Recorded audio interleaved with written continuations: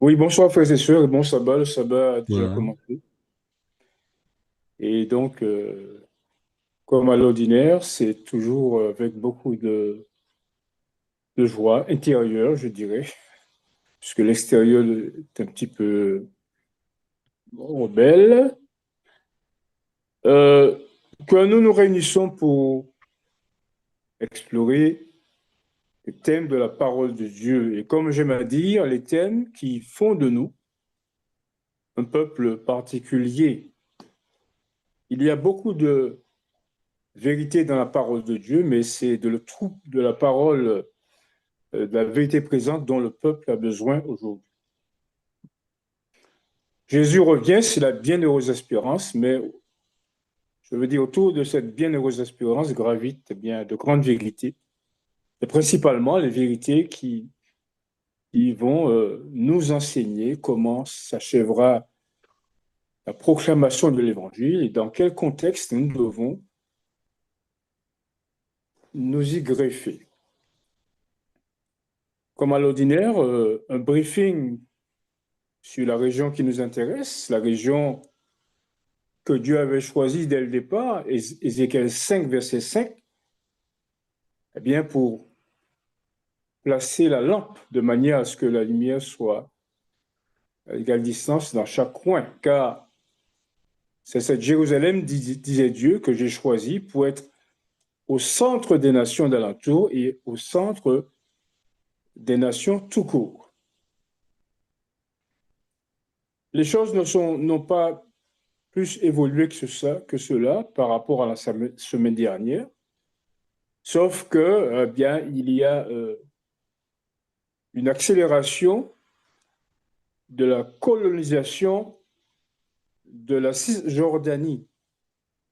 Il y a beaucoup de colons israéliens qui s'y implantent et vous comprenez que, euh, puisque eh bien, les colons, pas les colons, mais je veux dire les Palestiniens y habitent, cela finalement leur est un désagrément. Alors, comme j'aime à dire, nous ne portons pas de commentaires, nous ne portons pas de jugement sur la question. Nous laissons cela à Dieu car c'est lui qui a décidé comment les choses se feraient. Rappelez-vous le texte du Lévitique 25, verset 23. Les terres ne se vendront pas à perpétuité, disait Dieu à Israël, car vous êtes étrangers chez moi. Donc, le Père, je veux dire, la terre d'Israël était, les Israélites étaient étrangers en Palestine, et au fur et à mesure, Dieu avait permis bien que la terre puisse revenir à son premier propriétaire. Cela fait quelque temps que je vous présente, frères et sœurs, la parole de Dieu. Et comme a dit si bien Christine, ce n'est pas de moi qu'elle vient. Cela a été donné par notre Père céleste, notre Dieu. Et il a aussi donné euh, sa parole aux prophètes, de manière à ce que nous puissions en profiter. Le mystère de Dieu, disait l'apôtre Jean, dit l'apôtre Jean, dans Apocalypse 10, verset 7, le mystère de Dieu s'accomplira comme il a déclaré à ses serviteurs, les prophètes. Alors ce soir, nous verrons un sujet euh, que je qualifierais de singulier. Pourquoi singulier? Parce que euh,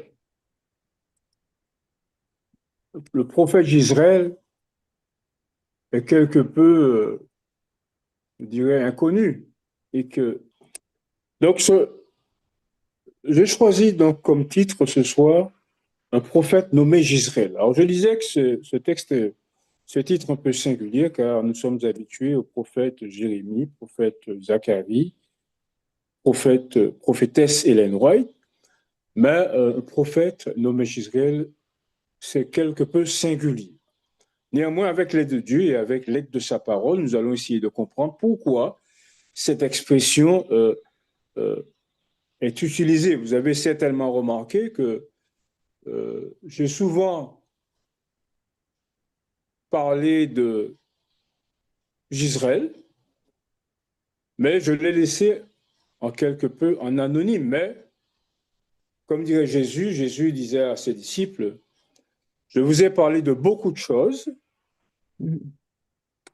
je vous ai parlé en parabole, maintenant le temps est venu pour que je vous parle de manière claire. Alors pourquoi cette décision? Tout simplement parce que, sans jouer au prophète, c'est le cas de le dire, nous pensons que les événements du 7 octobre 2023 ont marqué marquent un tournant dans l'histoire de la région de la Palestine. Et il nous faut être attentifs aux événements de la même manière que les judéo-chrétiens l'étaient, de manière à voir tout signe en relation avec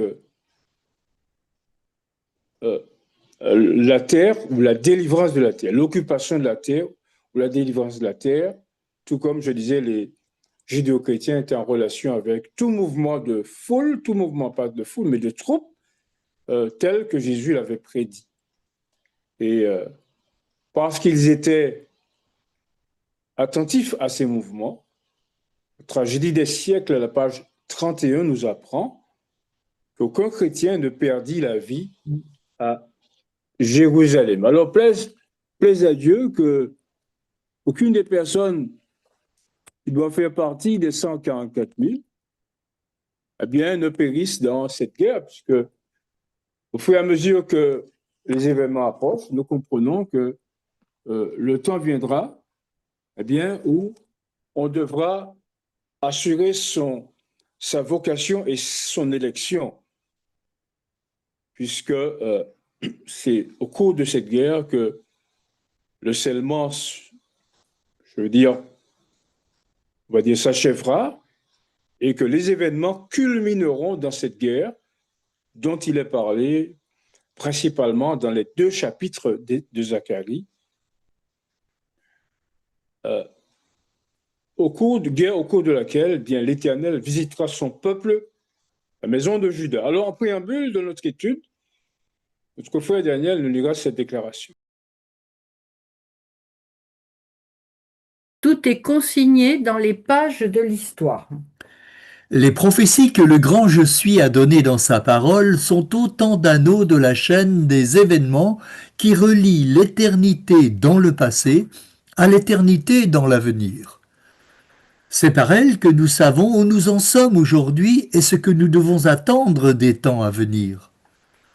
Tout ce que les prophéties ont prédit comme devant arriver jusqu'à nos jours a été consigné dans les pages de l'histoire. Seule la Bible nous donne une vue exacte de ces choses. Elle nous révèle les grandes scènes finales de l'histoire de notre monde, assurée que tout ce qui doit se produire s'accomplira au moment voulu. Amen. Prophètes et rois, chapitre 43, page 408, troisième paragraphe. Il en est qui n'aiment pas tellement l'étude des prophéties, qui se cantonnent eh bien, à parler de l'amour de Jésus-Christ. L'amour de Jésus-Christ manifesté sur la croix du Calvaire à Golgotha. Mais pour que eh bien, on puisse insister sur l'amour du Christ, il a fallu d'abord savoir eh bien, à quel moment il viendrait, afin que personne ne puisse se prévaloir du titre de Messie. Or, pour savoir que Jésus était le vrai Messie, il a fallu la prophétie. 70 semaines, dit Daniel 7, verset 24, ont été fixées sur ton peuple pour amener à la justice éternelle, pour sceller la vision et le prophète. Et donc, pour amener à la justice éternelle, comme je disais. Donc, tous ceux qui étudiaient les 70 semaines, eh bien, ne se sont pas trompés. Et ceux-là même qui n'en voulaient pas l'étude ont été de ceux qui n'ont pas reçu le Messie. Alors, nous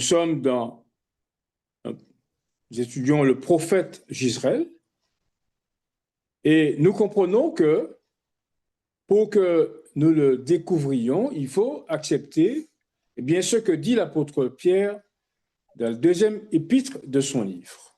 Il déclare: Une lampe qui brille dans un lieu obscur. Et nous tenons pour d'autant plus certaine la parole prophétique, à laquelle vous faites bien de prêter attention, comme à une lampe qui brille dans un lieu obscur, jusqu'à ce que le jour vienne apparaître et que l'étoile du matin se lève dans vos cœurs.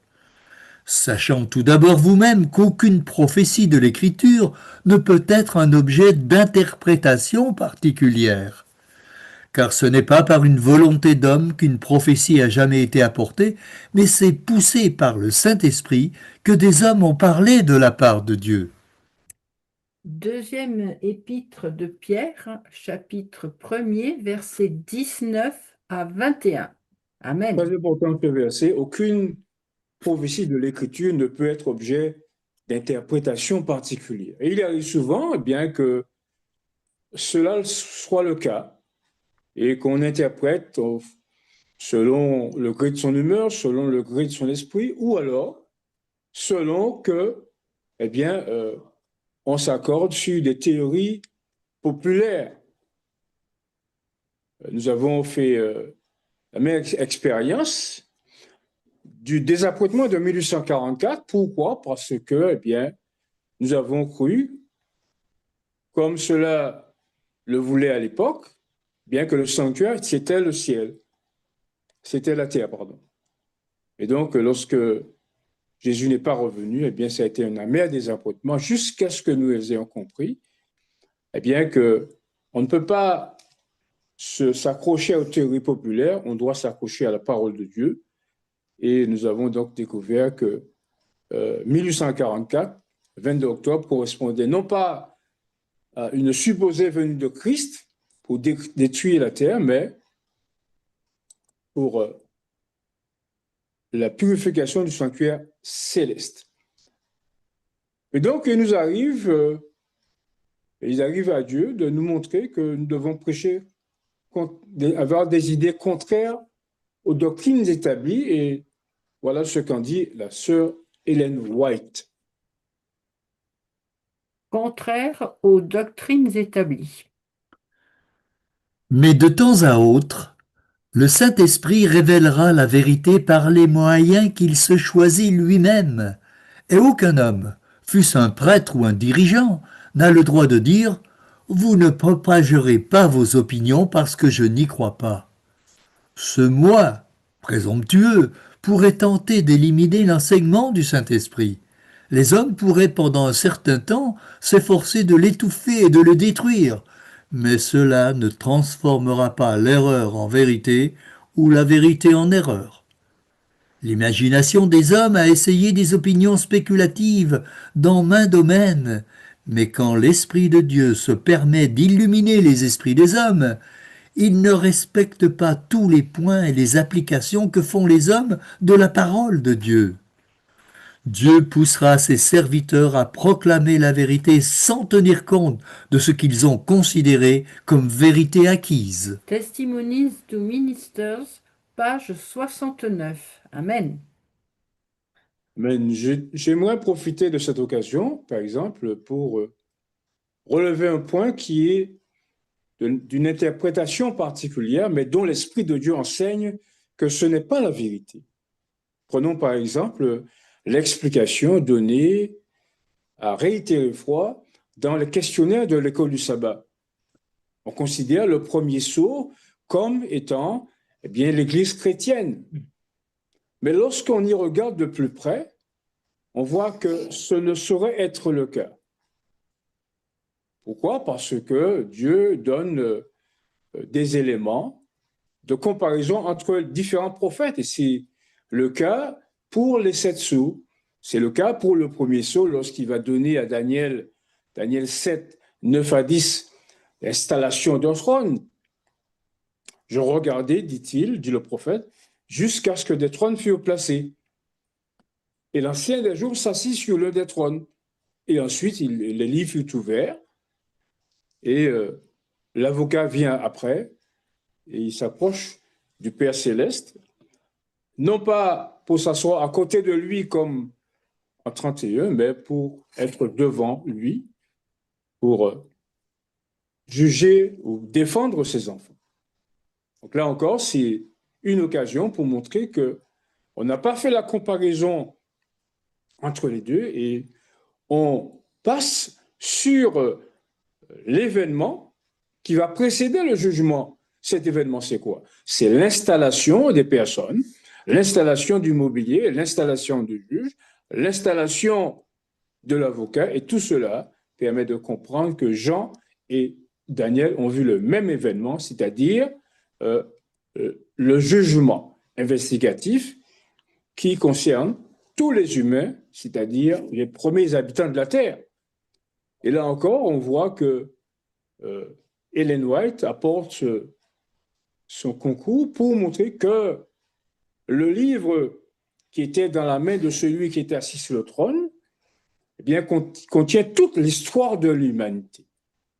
Si elle contient toute l'histoire de l'humanité, eh bien, on va montrer que le monde est divisé en 7 grandes parties et chacune des parties contenant des hommes qui devront avoir le sceau de Dieu. D'ailleurs, c'est un peu ça qu'on passe sous silence. Premier sceau, deuxième sceau, c'est-à-dire les personnes qui devront avoir le sceau de Dieu. Donc, même Ellen White condamne cette interprétation, je ne dirais pas farfelue, mais particulière sur la question des sceaux. Voilà. Donc, ceci est très important à comprendre. Et donc, lorsqu'on veut, je veux dire, s'accrocher à ces théories, eh bien, on ne travaille pas en vue du scellement du peuple de Dieu, comme le livre l'indique. Ainsi donc, un prophète nommé Jezreel. Alors, voilà notre texte de référence. Daniel. La terre exaucera le blé, le mou et l'huile, et ils exauceront, entendront, Jezreel. Osée chapitre 2, verset 24. Amen. Donc, Jezreel est celui eh bien, qui, plutôt la terre, le mou, l'huile, sont les éléments qui vont entendre Jezreel, qui vont exaucer Jezreel, qui vont répondre à son appel. Et donc, manifestement, cela place Jezreel à ce rang de prophète. Alors, non seulement prophète qui va lancer un message, mais un prophète dont les enseignements devront être acceptés, faute de quoi, eh bien, on se trouverait dans le cadre des personnes qui auront une explication particulière des Écritures. Et c'est là le but que nous voulons faire ce soir, peut-être débordé parce que le sujet, ça semble juste un verset, mais il est vaste. Et donc, lorsque vous m'entendrez parler de Jezreel, sur la base des événements que nous allons étudier ce soir, eh bien, nous serons à même de dire oui, ce Jezreel, c'est vraiment un prophète de Dieu. Et nous allons pas essayer, nous allons l'identifier, tout comme nous avons identifié Ellen White, tout comme nous avons identifié, je veux dire, Miller, tout comme nous avons identifié Jones, tout comme nous avons identifié Waggoner. Il est important que nous l'identifions. Alors, comme je disais, je vous ai souvent parlé de Jezreel, mais l'actualité, les prophéties me commandent le temps. Je deviens vieux, l'âge me commande bien de vous expliquer, de vous présenter ce Jezreel de manière à ce que vous ayez les éléments d'appréciation. Ainsi donc, ça nous amène à nous poser la question, qui est ce Jezreel et comment la terre, le mot, exauceront-ils Jezreel, c'est-à-dire l'entendront-ils? Alors, Nous avons souvent de fois étudié Osée 1 et 2 dans nos classes. Et nous nous accrochons à l'idée que bien, le prophète de Dieu a épousé une prostituée. Bien que le texte bien que le texte dise, l'Éternel dit à Osée, va prendre une femme et des enfants de prostitution. Donc, avant même qu'il les ait pris, eh bien, ils étaient déjà là. Donc, c'est juste une petite parenthèse qu'il faut voir. Alors, nous avons souvent parlé de l'Orushama, nous avons beaucoup parlé de l'O-Ami, nous avons dit que l'O, préfixe privatif, montrait que Dieu n'aurait pas de pitié, de miséricorde pour le territoire des 10 tribus, que le territoire, le peuple en tout cas, le territoire des 2 tribus, les Juifs en l'occurrence, ne seront plus son peuple lorsque, eh bien, ils vont le rejeter. Mais nous avons rarement parlé de Giscard, donc le temps est venu pour nous d'en parler. Alors, nous allons lire un texte qui le concerne de manière précise. Je vengerai le sang de Jisraël. Et l'Éternel lui dit, appelle son nom Jisraël, car encore un peu de temps, et je visiterai le sang de Jisraël sur la maison de Jéhu, et je ferai cesser le royaume de la maison d'Israël. Osée chapitre 2, verset 4. Amen. Alors, pour placer les choses dans le contexte, il faut savoir que ce nom, cette vallée, comme disent d'autres versions, s'inscrivent dans le cadre d'un règne. Hélas, pas dans le meilleur des règnes. Vous savez que Dieu a scindé le royaume d'Israël au moment où Jéroboam prend la succession de Salomon. Et Dieu lui donna le pays d'Israël, enfin en tout cas le royaume d'Israël, c'est-à-dire le royaume au nord de la Palestine.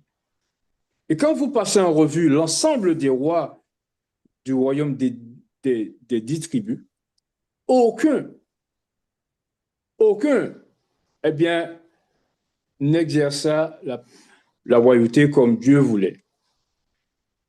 Et d'ailleurs, celui-là même que Dieu avait choisi pour mettre de côté, pour éradiquer l'idolâtrie, c'est celui-là même qui a été le traître par rapport à Dieu. Et cet homme, Jéroboam, plaça deux veaux d'or, un à Bethel, un à Silo, parce qu'il craignait que les habitants du royaume des tribus n'aillent vers le sud, vers le royaume de Juda. Et cet homme, Jéroboam, est celui auquel est attaché tous les péchés, je veux dire, d'Israël. Même lorsque vous lisez les derniers versets, parlant de ce règne, on dit que les enfants d'Israël ne se détachèrent pas des péchés de Jéroboam. Donc, Jéroboam va coller son nom au péché d'Israël. Et donc là, nous arrivons dans le cadre du règne d'Akab, qui va s'illustrer avec cette fameuse Jézabel qui conduisit, qui a approfondit le péché d'Israël. Et qu'est-ce qu'elle va faire? Qui va mettre un point d'honneur à faire ce que Akab n'avait pas fait. Et voilà comment elle va se singulariser, cette Jézabel. Jézabel extermina les prophètes de Dieu. Et lorsque Jézabel extermina les prophètes de l'Éternel, Abdias prit 100 prophètes qu'il cacha 50 par 50 dans une caverne, et il les avait nourris de pain et d'eau. Premier livre des rois, chapitre 18, verset 4. Amen. Donc, Jézabel croyait avoir éradiquer tous les prophètes, exterminer tous les prophètes, mais cet homme, Abdias, eh bien, cacha 100 prophètes d'entre eux. Ainsi, Dieu put perpétuer le vrai culte après la disparition de ces illustres idolâtres. Et donc, pourquoi Dieu parle de cela? Vous vous souvenez, tout à l'heure, on a lu que on a lu tout à l'heure que eh bien, les prophètes de Dieu furent exterminés dans la vallée d'Israël. Et c'est à cause de cela eh bien, que ce nom devient illustre. Et donc, on associe le nom de Jézabel à l'extermination et au lieu appelé la vallée de Jezreel. Alors, qu'est-ce que cela peut bien nous enseigner? Eh bien, cela nous enseigne que le nom de Jezreel est attaché aux prophètes de Dieu et à l'extermination des prophètes de Dieu. Donc, lorsqu'on parle de Jezreel, lorsqu'on parle de Jézabel, eh bien, on retient que c'est le symbole de l'extermination physique des prophètes de Dieu, puisque la Bible dit qu'elle les a exterminés.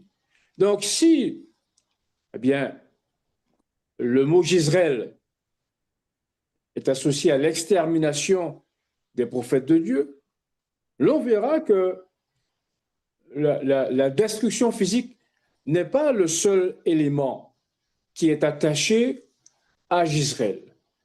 Et voilà ce que Jésus disait aux pharisiens lorsqu'il croisait le fer avec eux. Donc, ne pas oublier que à Jezreel est attaché l'extermination, le rejet des prophètes de Dieu, le rejet du culte du vrai Dieu et l'émergence de l'idolâtrie. Mais comme je disais, je viens de dire, on ne parle pas seulement de cela en termes physiques, on va parler en termes spirituels. Voilà ce que Jésus lui-même disait aux pharisiens. Vous êtes les fils de ceux qui ont tué les prophètes. Malheur à vous, scribes et pharisiens, hypocrites, parce que vous bâtissez les tombeaux des prophètes et ornez les sépulcres des justes. Et que vous dites, si nous avions vécu du temps de nos pères, nous ne nous serions pas joints à eux pour répandre le sang des prophètes. Vous témoignez ainsi contre vous-même que vous êtes les fils de ceux qui ont tué les prophètes. Matthieu chapitre 23, versets 20, 30 et 31. Amen. Ainsi donc, en rejetant le culte du vrai Dieu, en s'approchant eh bien, avec les rites de Jézabel, les massacres de Jézabel, eh bien, nous sommes coupables de la mort des prophètes. Mais lorsque nous rejetons la vérité des prophètes, nous sommes virtuellement les assassins des prophètes. Donc, il n'y a pas seulement le fait que Jézabel les ait tués, mais toutes les fois où la parole de Dieu présentée par les prophètes de Dieu sont rejetées, eh bien, nous sommes des assassins des prophètes. Donc, le terme Jezreel, à ce terme est attaché l'esprit de prophétie. Alors, pourquoi l'esprit de prophétie? Ça peut sembler singulier, parce que les prophètes ne parlent pas d'eux-mêmes, car c'est poussé par l'esprit de Dieu que les hommes ont parlé de la part de Dieu. Donc, le mot Jezreel, eh bien, à cela touche l'esprit de prophétie. Et donc, c'est pour cela que nous pouvons dire que Jezreel est un prophète, puisque à son nom est attaché, comme je disais, l'esprit de prophétie. D'ailleurs, Jésus le montre bien dans le cas d'espèce. Mais il n'y a pas que bien, Israël, les 10 tribus. Il n'y a pas seulement les scribes et pharisiens et autres sadducéens. Il y a aussi les adventistes. Et voilà ce que Ellen White déclare s'agissant des personnes qui n'acceptent pas les témoignages et qui n'acceptent pas l'esprit de prophétie. Voilà ce qu'elle en dit de manière qui ne saurait souffrir de contestation. Dans chaque famille, sur chaque rayon. Les ouvrages de l'esprit de prophétie et les témoignages devraient se trouver dans chaque famille d'observateurs du sabbat. Nos frères devraient être instruits de leurs valeurs et être encouragés à les lire. Cela n'a pas été une mesure sage que de les livrer à un prix dérisoire et de n'en placer qu'un seul exemplaire par église. Chaque famille devrait les avoir sur les rayons de sa bibliothèque afin de pouvoir les lire et les relire sans cesse. Qu'ils soient donc placés là où ils peuvent être lus par le plus grand nombre de personnes. Témoignages pour l'Église, volume 2, page 341, deuxième paragraphe. Nous venons de voir que le mot Gisraël est relié à la question de l'esprit de prophétie, car Gisraël va faire, d'après son explication, la démonstration qu'il est en relation avec l'Esprit de Dieu dans ses explications des Écritures qui, jusqu'à présent, demeure un mystère pour toute la chrétienté, pas seulement pour le monde adventiste. Non seulement l'Esprit de prophétie et les témoignages relèvent de l'Esprit de Dieu, mais il y a une distinction non justifiée qui est faite par nos frères, et voilà ce que Ellen White en dit. Une distinction non justifiée. Certains prétendent que les avertissements et les reproches du Seigneur donnés par l'intermédiaire de sa servante ne devraient pas avoir plus de valeur que ceux qui peuvent venir d'une toute autre source, à moins qu'ils n'aient été donnés dans une vision spéciale pour un cas particulier.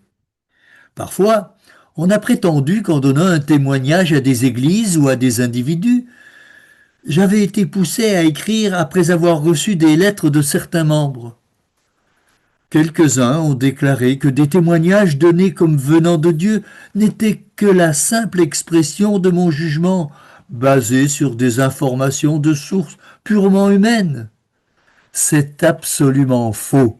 Témoignages pour l'Église, volume 2, chapitre 41, page 345, premier paragraphe. Amen. Alors, les opposants à l'esprit de prophétie en prendront pour leur grade, mais qu'ils sachent que si la sœur White, ou lorsque la sœur White, appelait un frère et lui dévoilait sa vie, cachée, sachez qu'elle ne l'a pas copié dans un livre, elle n'en a pas plagié l'histoire, et elle a découvert, il a fait la démonstration que telle ou telle personne était dans le faux, dans une vie qui n'était pas droite. Donc, prenez les écrits de l'esprit de prophétie. D'ailleurs, je vous invite à lire ces pages-là, page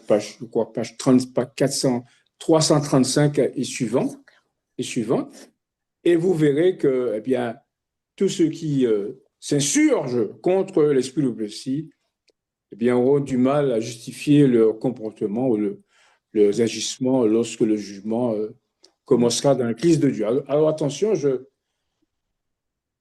suis très, prudent dans ce que je dis. D'ailleurs, elle dit que les témoignages ne remplacent pas la Bible, c'est un fait, mais elle dit que le Seigneur a donné néanmoins à son peuple, par le biais des témoignages de l'esprit de vérité, suffisamment d'éléments leur permettant de mener des vies droites et avoir des réponses, concrètes. Je viens de parler des 7 sceaux, je viens de parler d'autres éléments, comme le sanctuaire. Bref, on a de quoi se mettre sous le cerveau. Ainsi donc, à Gisraël, comme je disais, est attaché l'esprit de prophétie, puisque c'est dans ce lieu qu'on a détruit, exterminé, supposément, les prophètes de Dieu. Mais ceux qui se livrent à de telles pratiques, que ce soit une pratique physique, c'est-à-dire une élimination, je veux dire, physique, la mort donnée à telle personne, que ce soit une élimination spirituelle. Vous avez vu comment Jésus déclarait aux prophètes, je dis aux pharisiens, qu'ils étaient aussi les fils de ceux qui avaient tué les prophètes, et que ce soit une mise à l'écart des écrits de la White, eh bien, on est dans la même situation. Et bien évidemment, on en paiera le même prix. Et voilà ce qui s'est passé à l'époque, lorsque, eh bien, Akab et sa famille, et sa femme, et même ses 70 fils, excusez-moi, du peu, eh bien, en pâtir. Voilà ce que le livre de Rois nous rapporte à ce sujet. Jisraël, symbole de la vengeance de Dieu. Et Jéhu frappa tous ceux qui restaient de la maison d'Akab à Jizréel, tous ses grands, ses familiers et ses ministres, sans en laisser échapper un seul. Deuxième livre des rois, chapitre 10, verset 11. Amen. Je vous invite là encore à lire l'histoire de notre peuple, à relisez 2 Rois 10. Vous allez voir comment bien, Jéhu a frappé tous les grands de la maison d'Akab, qui étaient au nombre de 70. Alors vous pouvez lire tant 2 Rois 10 que 2 Chroniques, car bien 2 Chroniques et Rois se complètent dans la présentation in extenso du peuple de Dieu. Et donc, comme vous l'avez vu souvent de fois, eh bien, nous sommes dans l'histoire d'Israël. J'Israël, symbole de ceux qui rejettent les prophètes, qui les rejettent tant physiquement que spirituellement, et le reste du peuple, le royaume des 10 tribus, ensuite le royaume des 2 tribus, jusqu'à ce que nous en arrivions à la croix pour basculer sur l'ère chrétienne. J'espère que cela va jusqu'à présent. Ainsi, donc, lorsque nous arrivons ici, lorsque Dieu déclare des Juifs, vous n'êtes pas mon peuple, eh bien, qu'est-ce qu'il va faire? Eh bien, il va continuer l'histoire pour montrer qu'on va basculer l'ère chrétienne. Et c'est à cette jonction que nous verrons le caractère inspiré de Jisraël, celui par le biais duquel je vous explique ces choses-là. Ce n'est pas moi qui l'explique, c'est le Jisraël dont nous allons définir l'identité et voir dans quel contexte il a été choisi. Alors, voilà un premier élément attestant de l'inspiration de Jisraël. Daniel. Grande sera la journée de Jisraël. Cependant, le nombre des enfants d'Israël sera comme le sable de la mer, qui ne peut ni se mesurer ni se compter, et au lieu qu'on leur disait « Vous n'êtes pas mon peuple », on leur dira « Fils du Dieu vivant ». Les enfants de Juda et les enfants d'Israël se rassembleront, se donneront un chef et sortiront du pays, car grande sera la journée de Jisraël. Osée chapitre 2, versets 1 et 2. Amen. N'oublions pas la force du cependant. Cependant. C'est-à-dire, malgré tout cela, malgré les péchés, malgré la dispersion, malgré cela, eh bien, Dieu va tout de suite, dans le même souffle, reprendre ce peuple. Et il va bien préciser eh bien, qu'ils seront nombreux comme le sable de la mer. Et ainsi donc, on pourra les retrouver lorsque le moment sera venu. Ils n'ont pas disparu, rassurez-vous, ils sont là, comme notre Père Jacob le confirme dans le 49e chapitre de Genèse, lorsqu'il dit que « Assemblez-vous mes fils, et je vous dirai ce qui vous arrivera à la fin des jours. » Donc, nous sommes à cette période, nous sommes à la fin des jours. Eh bien, le temps n'est pas loin, ou bien où ils vont émerger. Ils vont émerger du lieu où ils sont dispersés. Ils vont émerger de tous les pays, pas seulement de l'Afrique, comme certains voudraient nous faire croire, mais de tous les pays où Dieu les avait chassés. Et donc, c'est ainsi que Nephtali, Issachar, Zabulon, Aser, Gad, Manassé, Ruben, Éphraïm vont émerger comme notre père Jacob. Non pas qu'il fût sénile, car il fut mu par l'Esprit de Dieu, eh bien, cela va, je veux dire, se réaliser. Donc, lorsque nous abordons l'histoire de la parole de Dieu, lorsque nous abordons une histoire dont nous n'avons pas aujourd'hui tous les tenants et les aboutissants, notamment dans la question de l'émergence du peuple de Dieu, rappelez-vous ce que Jacob a dit. Il a dit, eh bien, je vous dirai ce qui va vous subvenir à la fin des temps. Et lisez donc Genèse 49 et vous aurez l'histoire de Jacob. Donc, là, il y a un point qui est intéressant. Les enfants de Judas, c'est-à-dire les enfants de Jacob, dont il a dit que, eh bien, ils seront là à la fin des jours, sortiront du pays. Ça veut dire quoi, sortiront du pays? Eh bien, un autre prophète, Moïse, va nous expliquer ce que signifie sortir du pays. Voilà ce qu'il dit sur la question de sortir. Les enfants d'Israël sortirent du pays d'Égypte. Et au bout de 430 ans, le jour même, toutes les armées de l'Éternel sortirent du pays d'Égypte. Exode chapitre 12, verset 41. Amen. Oui, amen. Ainsi donc, lorsque Osée et lorsque Gisraël, celui qui explique ces prophéties, bien qu'il soit rejeté virtuellement, rappelez-vous, Gisraël, c'est le rejet des prophètes de Dieu, tant physiquement que virtuellement, eh bien, ce Gisraël explique que Juda et Israël, les descendants perdus et dispersés de Jacob, vont sortir du pays. Mais ils vont sortir de quel pays? C'est la question. Et quand ils sortiront de ce pays, eh bien, on va découvrir que grande sera la journée de Gisraël. Qu'est-ce que cela signifie que la journée de Gisraël sera grande? Eh bien, on va réaliser que cette personne, avec comme nom d'emprunt Gisraël, va expliquer que le jour viendra, il y aura eh bien, le second exode qui va se remanifester. Et c'est là ce que Dieu voudrait que nous considérions. Que nous considérions que le jour viendra, eh bien, il y aura ce grand exode. Et quand cela aura lieu, eh bien, les gens vont réaliser que ce Gisraël, avec ce nom d'emprunt dont je vous dirai à la fin de l'étude, bien, il avait raison dans ce qu'il disait. Non seulement il avait raison parce que la Bible en parle, et deuxièmement parce que dans le livre Prophète et Roi, pages 326 et 327, Ellen White déclare que le second exode sera plus glorieux que le premier. Donc, il faut nous accrocher.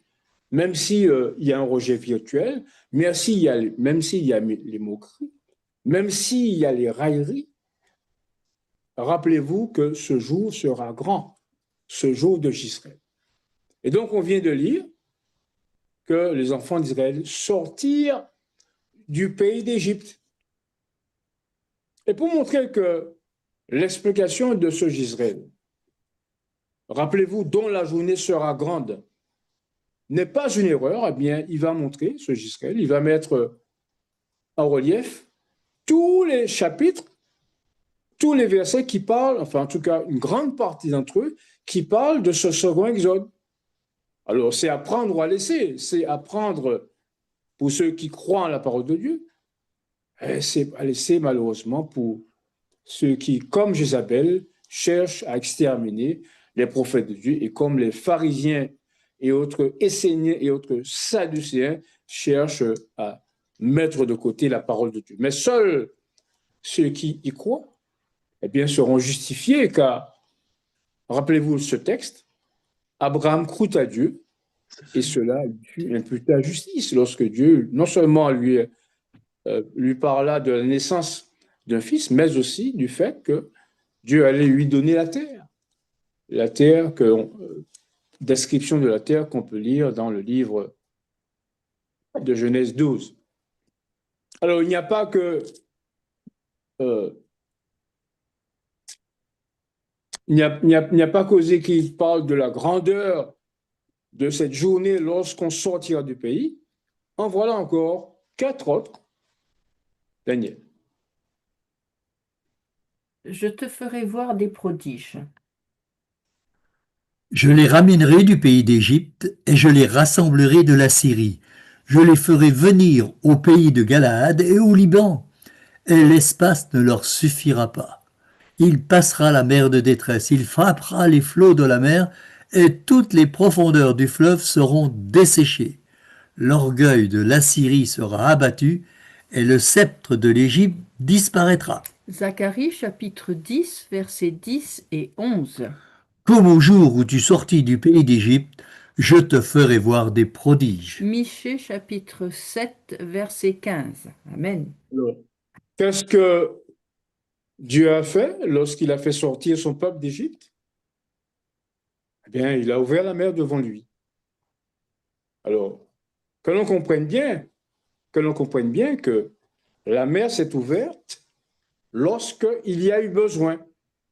De Gozen à Élat jusqu'au bout, en face de Jéricho, en face de Madian, eh bien, Dieu n'a pas ouvert la mer, donc ils ont marché.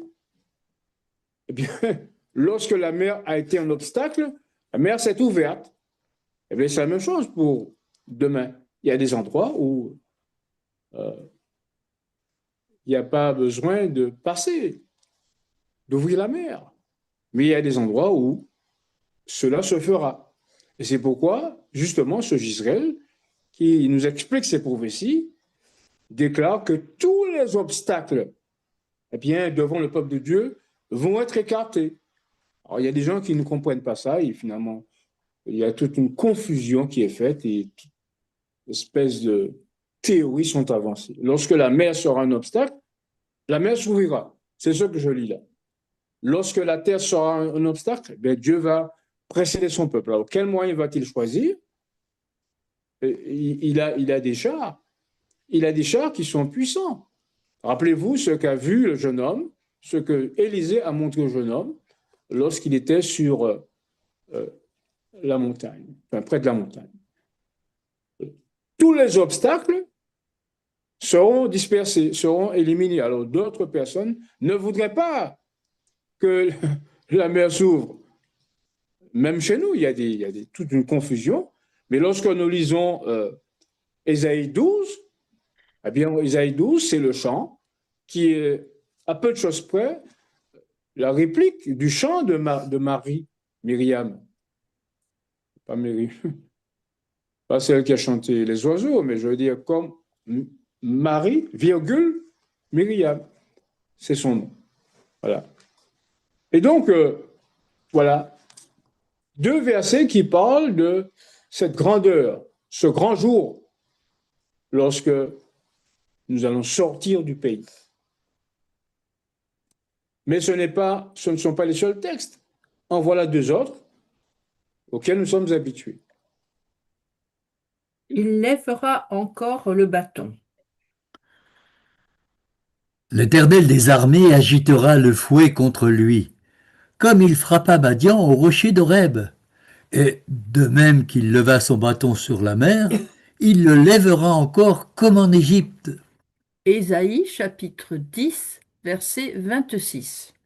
L'Éternel desséchera la langue de la mer d'Égypte, et il lèvera sa main sur le fleuve en soufflant avec violence. Il le partagera en 7 canaux, et on le traversera avec des souliers.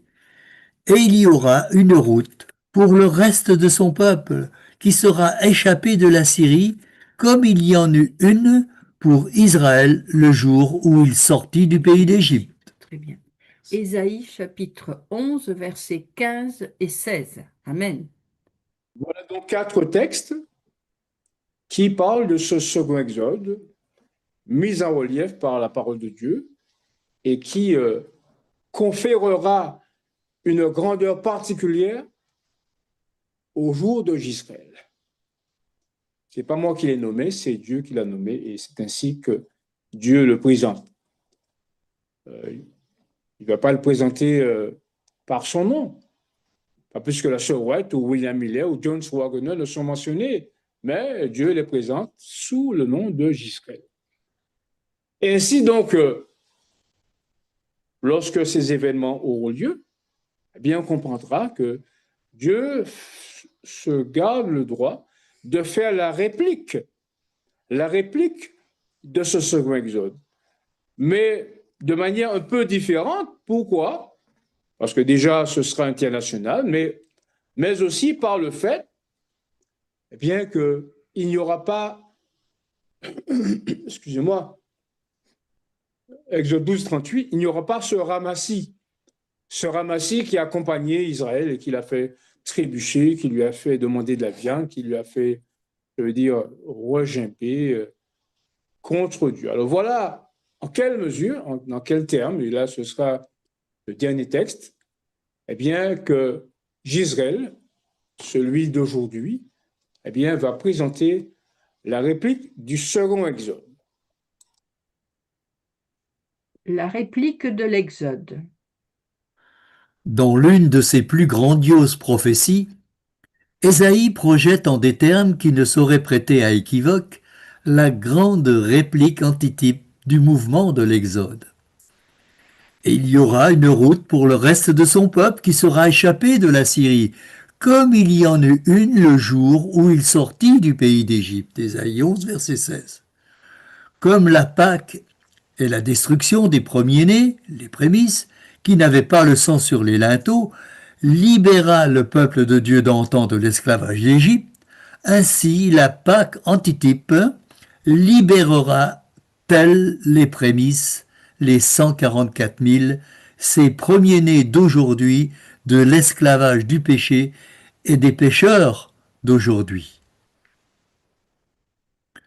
Lorsque Dieu s'apprêtait à frapper les premiers-nés d'Égypte, il ordonna aux Israélites de rassembler leurs enfants dans leur propre demeure et de marquer les linteaux de leurs portes avec du sang, afin que l'ange destructeur le voie et passe outre. C'était le devoir des parents de rassembler leurs enfants.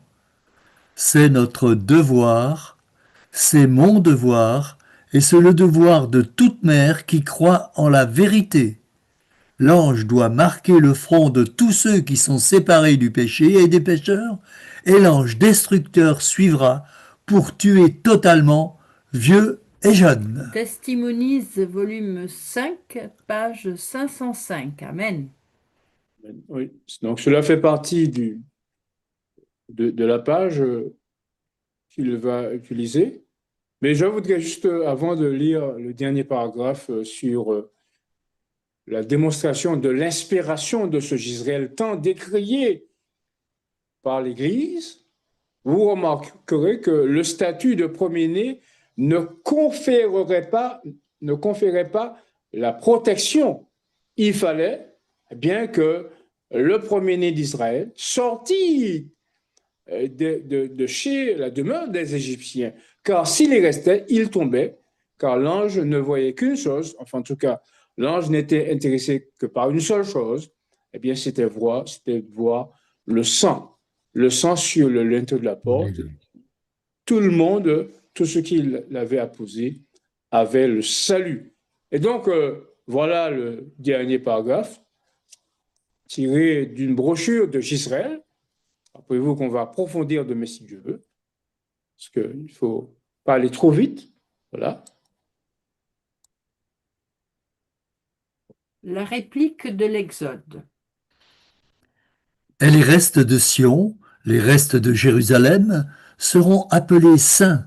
Quiconque à Jérusalem sera inscrit parmi les vivants, après que le Seigneur aura lavé les ordures des filles de Sion et purifié Jérusalem du sang qui est au milieu d'elle, par le souffle de la justice et par le souffle de la destruction.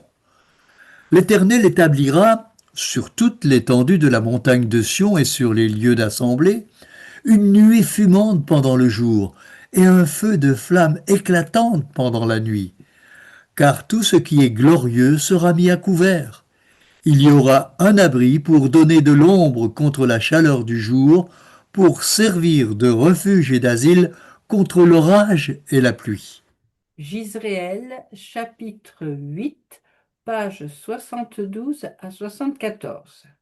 C'est donc l'idée du second exode, l'idée de la purification de l'Église, l'idée de l'émergence des 144 000 n'est pas un produit de Gisraël, mais c'est un produit de l'esprit de prophétie, lequel l'esprit de prophétie a permis à cet homme eh bien, de faire émerger tous les textes, non seulement concernant la beauté et la grandeur, mais aussi de montrer que à ce second exode est associée l'idée de purification, l'idée d'une église qui sera pure, belle comme la lune, mais terrible comme des troupes sous leur bannière. L'idée, eh bien, que lorsque le moment sera venu, l'église sera purifiée. Il n'y aura pas cette fois-ci de ramassis, car il n'y aura que des personnes qui seront irrépréhensibles et dans la bouche duquel il n'y aura pas de fraude.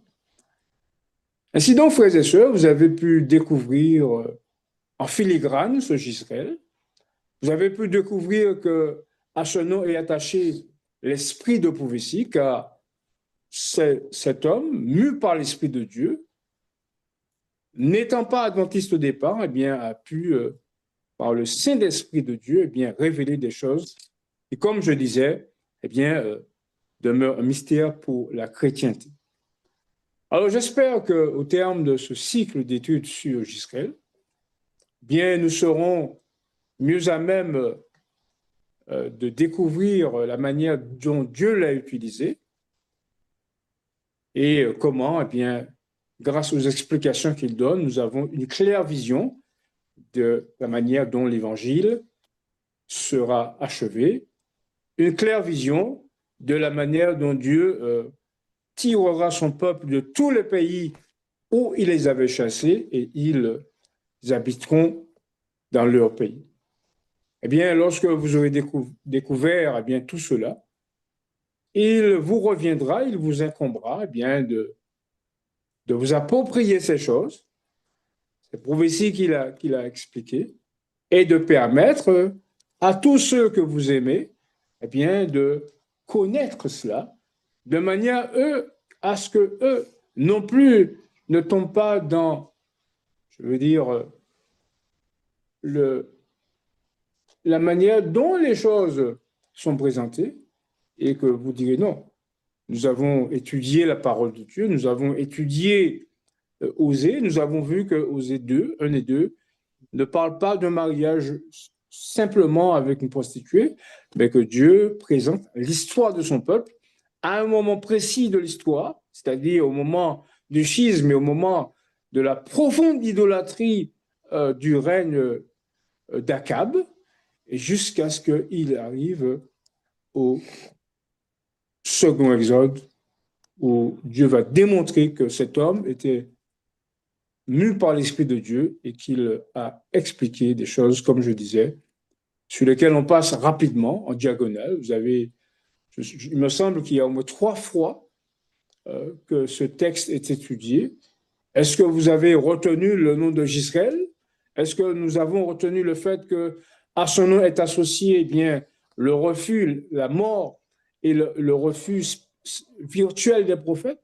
Non, on a simplement accepté et retenu eh bien, qu'il s'agissait d'un mariage littéral, mais qui, comme vous le voyez à l'évidence, eh bien, n'a pas de leçon spirituelle à en tirer. Donc, plaise à Dieu, frères et sœurs, que nous continuions à étudier, à approfondir la parole de Dieu et que, au fur et à mesure que nous étudions, que cette, comme dirait Dieu, disait à Israël, je leur ai donné des commandements afin qu'elles vivent par elles. Oui, c'est ce dont nous avons besoin maintenant. Nous avons besoin, puisque nous progressons dans la connaissance, et nous avons besoin eh bien, de faire quoi? De vivre ces vérités. Nous avons besoin que la chair ne fasse plus irruption dans nos vies, mais que l'Esprit prenne le contrôle dans nos vies, afin, comme dirait l'apôtre Paul, si vous êtes de l'Esprit, marchez ainsi selon l'Esprit. Voilà ce que je peux vous souhaiter de mieux en cette soirée.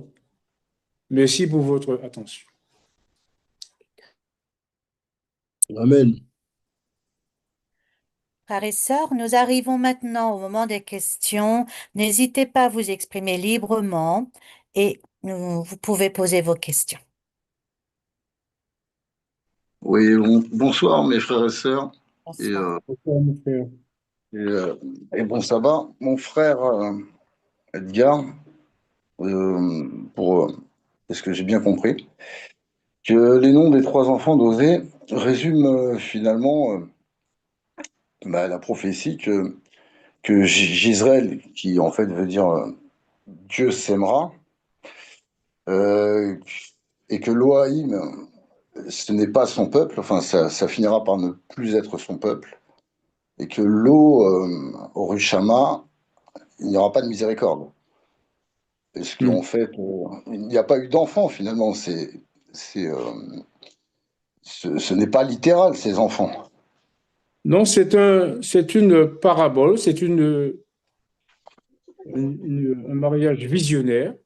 C'est ça, Et ouais. donc, c'est une parabole dont Dieu se sert même dans, je veux dire, l'Ancien Testament pour retracer l'histoire de son peuple.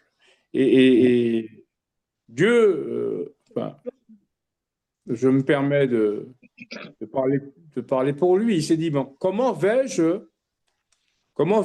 présenter l'histoire de mon peuple? Alors, qu'est-ce qu'il va faire? Eh bien, il va partir du fait que dans quel contexte son Église évoluait. Son Église évoluait dans une grande idolâtrie. Et donc, le premier enfant symbolise tout naturellement la réforme que Dieu voulait opérer. Je veux dire, et c'est là l'objectif donné par Gisraël. C'est le prophète de Dieu, il annonce la parole de Dieu. Mais comme souvent, eh bien, nous rejetons sa parole. Donc, il y a eu finalement cette tuerie de beaucoup de prophètes. Et donc, Dieu se dit, mais je vais quand même continuer parce que je vois la situation de mon peuple. Eh bien, il va se servir d'une fille pour montrer qu'il n'est pas dans l'exclusion. Et donc, il va se servir d'une fille avec un nom évocateur qui va évoquer eh bien, l'histoire du royaume dans lequel régnait Akab. Eh bien, il va l'appeler Lo Rushama, qui signifie, Lo signifie pas de, ou bien non, pas de pitié. Donc, il va donc mettre un terme au royaume d'Israël, c'est-à-dire les 10 tribus en dispersant en Assyrie par le roi Sanchérib. Et il va lui rester donc 2 tribus importantes parce que Jésus devait naître de la tribu de Juda. Et donc, il va se dire, mais, passez mon expression, comment vais-je appeler Judas après m'avoir rejeté? Eh bien, il va se servir d'un nom avec un préfixe, pas, ou bien, oui, pas mon peuple. Voilà. Mais il doit continuer le salut. Et puisqu'il a choisi son peuple Israël pour être le salut de l'humanité, Jésus, je crois que c'est dans Jean 4, verset 12, le salut vient des Juifs. Donc il va continuer en faisant quoi? Eh bien, en se rattrapant, je mets des guillemets, avec les judéo-chrétiens. Et c'est pourquoi l'apôtre Pierre, dans 2 Pierre 1, verset 10, dit quoi? Eh bien, vous qui n'étiez pas un peuple, alors c'est assez surprenant que Dieu dise d'Israël qui n'était pas un peuple. Mais si vous n'acceptez pas, je veux dire, Christ, vous n'êtes pas un peuple, vous n'êtes pas le peuple de Dieu. Et c'est pour cette raison d'ailleurs que lorsqu'on lit 1 Pierre 1, on voit que Pierre dit qu'il parle aux tribus qui sont dans la dispersion. Salut. C'est la même introduction que fait l'apôtre Jacques. Il parle des 10 tribus qui sont dans la dispersion. Alors, il y a certains mouvements, pseudo-juifs ou pas, qui disent que Pierre ne parle pas. Pierre parle aux païens. Ah, parle Pierre aux païens, tandis que l'apôtre Paul dit que eh bien, Pierre est l'apôtre des circoncis.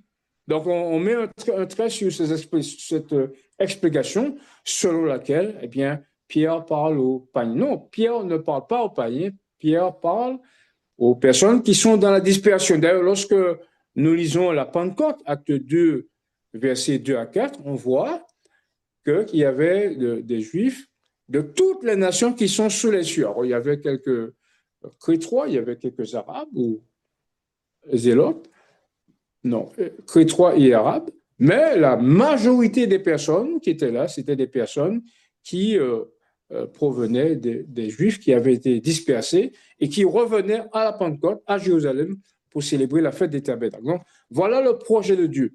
Et voilà, mais derrière ce projet, Dieu veut montrer que, comme il doit donner une révélation à Jean plus loin, eh bien, on voit que les 144 000 de toutes les tribus des filles d'Israël sont présents et cela, finalement, atteste que Dieu a ce projet. Nous ne savons pas d'où nous sommes, d'où nous venons, mais celui qui connaît les cheveux de notre tête, eh bien, viendra avec son calepin, le calepin de Psaume 87, verset 4, où il est dit que celui-ci est né là.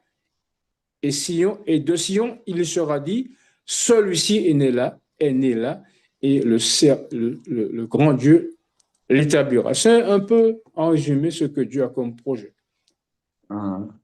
D'accord. En fait, cette prophétie marquait plutôt l'histoire du roi Achab, enfin à l'époque, et de sa femme Jézabel, dans les années 900 à peu près, 900, exactement. Et ensuite, nous retrouvons la miséricorde de Dieu et il nous rappelle comme son peuple.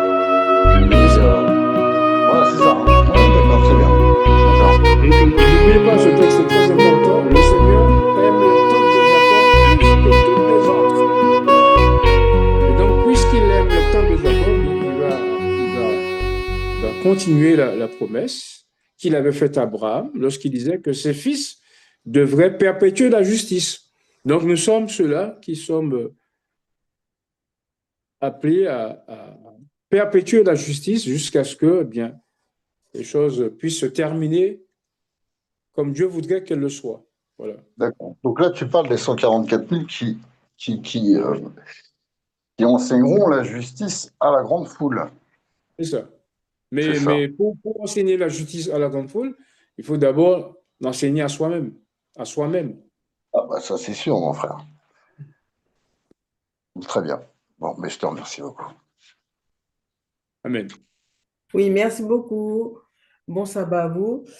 Euh, la question que je voudrais poser, c'est est-ce que ça voudrait dire que le prophète Jisraël, il était là depuis le temps de Jézabel ou pas? Oui, oui. C'est-à-dire, ce n'est pas, enfin, quand je parle de prophète, je m'entends. C'est-à-dire que le symbole qu'il représente était là.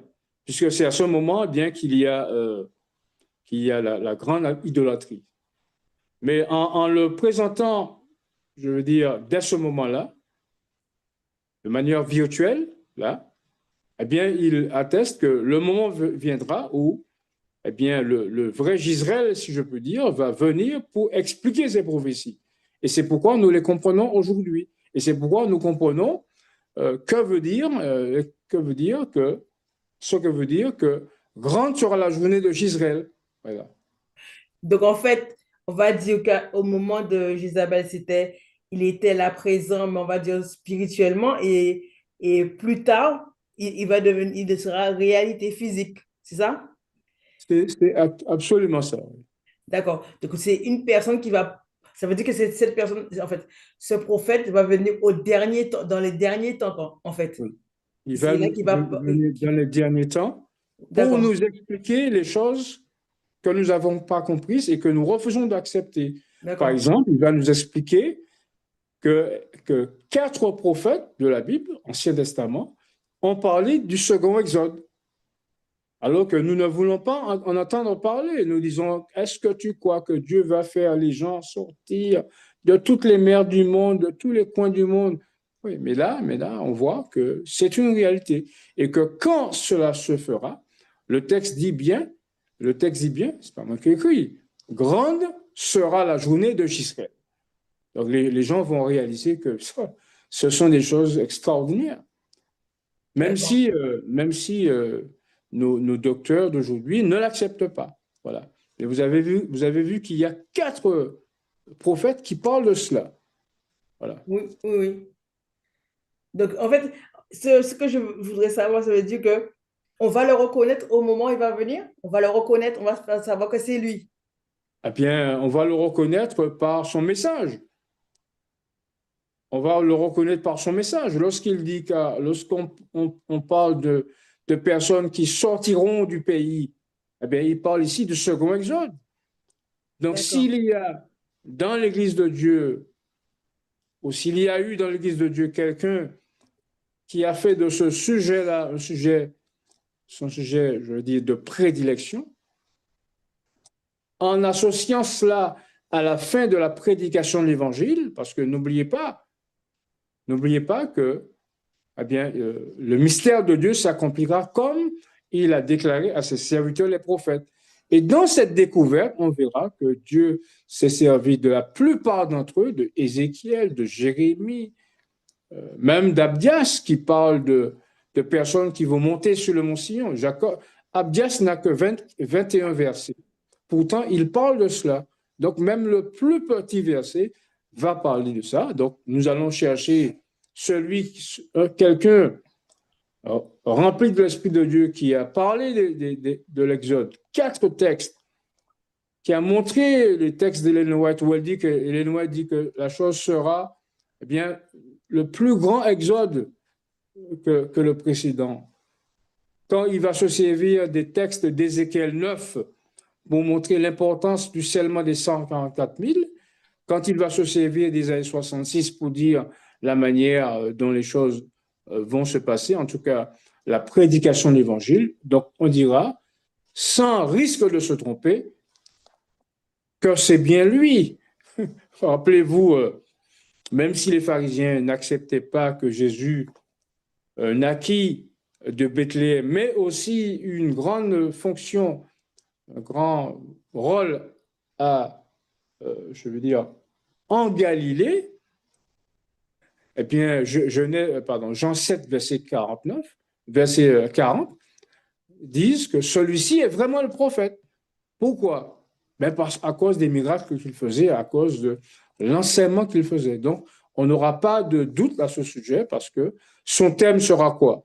Son thème sera le grand exode de demain. Son thème sera la prédication de l'évangile. Son thème sera le jugement des vivants, comme on l'a vu en ce soir. Donc, il n'y aura pas de doute, il n'y aura pas d'hésitation possible, sauf si on ne veut pas de lui. Mais les choses, le monde religieux nous a appris que même lorsque la vérité était là, même lorsque la vérité, le grand, je veux dire la vérité avec le grand V était là, eh bien, ils n'ont pas accepté Jésus parce qu'ils n'ont pas compris que la mission de Jésus, avant de restaurer le trône de David, était de ramener les cœurs à Dieu, comme la mission de Jean le précisait. C'est ça qu'il faut comprendre. d'accord. Merci beaucoup, Frère Boulou. Merci. Le message, que dit le message? On vient de voir quelque chose ici de très intéressant sur la réplique de l'Exode. Avons-nous une dernière question?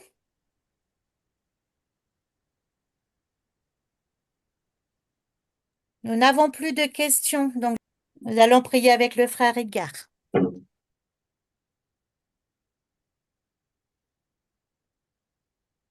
Notre Mon Père céleste dans les cieux, nous voici devant ta face, assis à ta table pour être nourris, non pas de vérité avec des interprétations particulières, mais avec ton esprit. Ces choses nous surprennent, nous ne sommes pas habitués, mais nous réalisons devant nous les évidences de ta parole, les évidences que tu as présentées par ton esprit.